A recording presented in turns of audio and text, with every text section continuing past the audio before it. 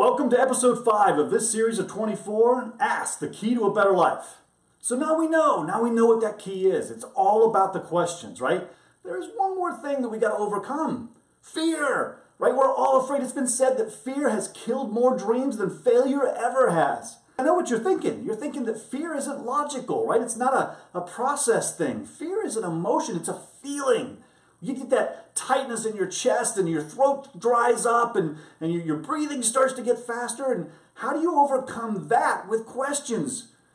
Well, we do that by changing our physiology, changing the way we physically interact. The quickest way to do that is to move. Get up and start doing jumping jacks or run in place or go for a walk. Just changing your physiology will change the way you feel. It'll get you out of that sweat-inducing, pit in the stomach, dry throat feeling to where you can start going, okay, I'm not feeling good, which means I'm asking the wrong questions. What questions can I ask? What about if you can't move? What if you're in a meeting? And right, the fear of speaking is something most people have. And what if you're in that meeting and you know they're going to call on you, or you have to give a presentation to the whole group in the meeting room and you're just sitting there and starting to sweat because it's going to be your turn soon. They're going to call on you next. And your heart starts to race and your mind starts to wander, and there is no way you can just stop and think to ask better questions. Well, there is a way. No, it's not about getting up and doing jumping jacks because that'll really draw attention to you and we know how that's going to make you feel. It's breathing.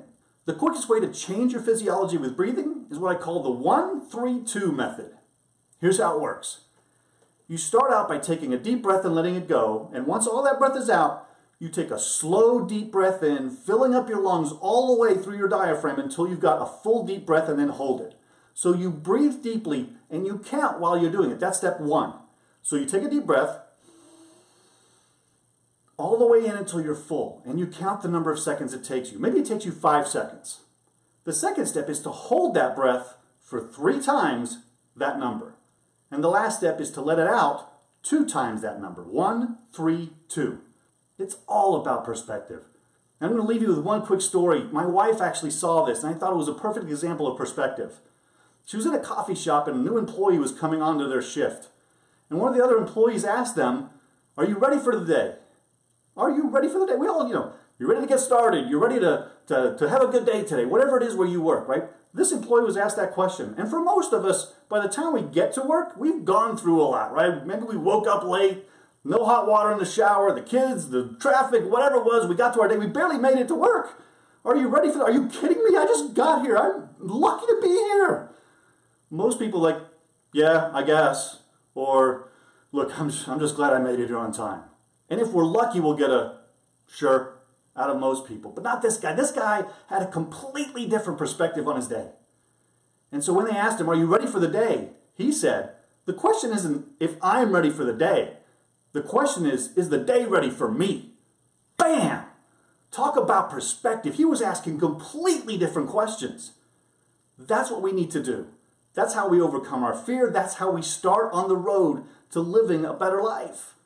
And it all comes down to questions. And when it comes to fear, we need to change our physiology so that we can get to the point, the frame of reference where we can ask better questions.